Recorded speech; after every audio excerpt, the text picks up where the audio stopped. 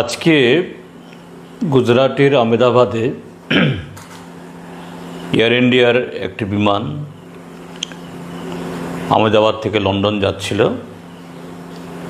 তা দুর্ঘটনায় ভেঙে পড়ে 2 শতাধিক যাত্রী এবং স্থানীয় নাগরিক তার নিহত হয়েছেন এবং জানমালের বিশাল ক্ষতি হয়েছে। অত্যন্ত একটা দুঃখজনক ঘটনা। আমি আমাদের পার্টি রাজ্য কমিটির তরফ থেকে এবং ব্যক্তিগত তরফ থেকে এই ঘটনায় গভীর আন্তরিক যে আমাদের দুঃখ প্রকাশ করছি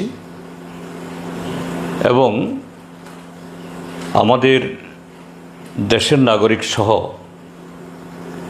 অনেক বিদেশি নাগরিক তারা যাত্রী ছিলেন যারা এই দুর্ঘটনায় নিহত হয়েছেন, তাদের সকলের প্রতিও আমাদের সমবেদনা জ্ঞাপন করছি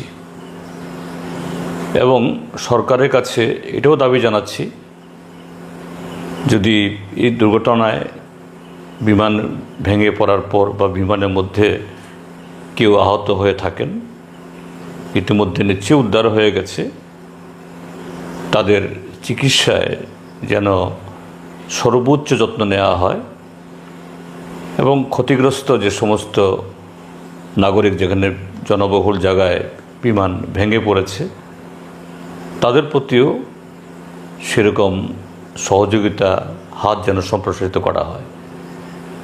তার সাথে এটাও বলবো যে দুঃখ প্রকাশ বা সরকারের তরফ থেকে নিহত আহতদের তাদের যে এই পরিশিষ্ট এটাকে উদ্ধার করার মধ্য দিয়েই এটা সরকারের দায়িত্ব যেন শেষ না করে।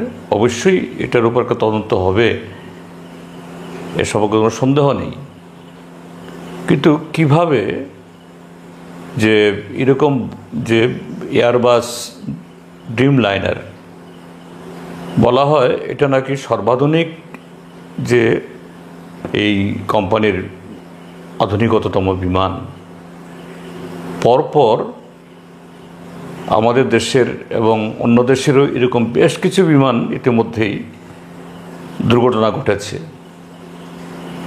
এটা কেন ঘটল?